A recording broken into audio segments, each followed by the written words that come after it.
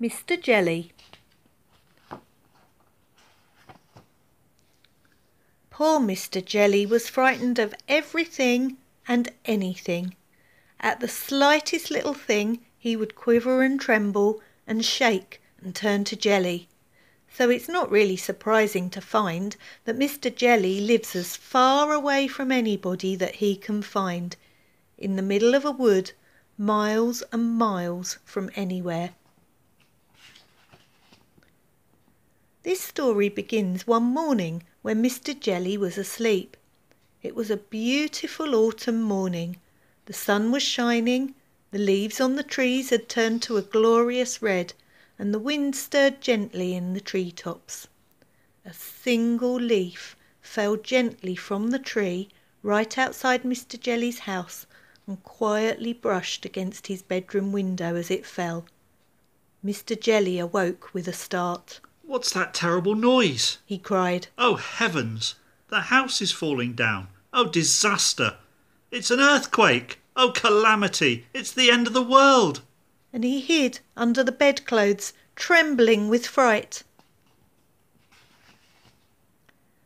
After an hour, by which time he realised that his house wasn't falling down, and there wasn't an earthquake, and the world wasn't coming to an end, Mr. Jelly peeped out from under the bedclothes. "Phew!" he said. "Thank goodness for that." And he got up and went downstairs to make his breakfast.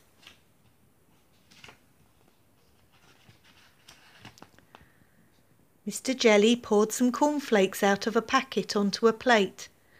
Then he poured some milk onto the cornflakes. Then he went to the cupboard to get some sugar. Snap! Crackle! Pop! went the cornflakes in the milk. "Oh, goodness gracious!" cried Mr. Jelly, diving under the kitchen table. "Oh dear, I hear guns! Oh, calamity, it's war!" But of course it wasn't. And of course Mr. Jelly eventually came out from under the table and ate up all his cornflakes. After breakfast, Mr. Jelly thought that he'd go for a walk.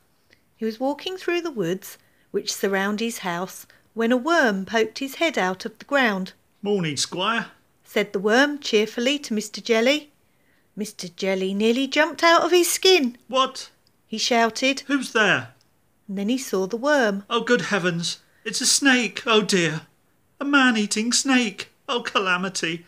I'm going to be eaten alive!" And he jumped up into a tree. "What a performance!" commented the worm, and went back into his hole.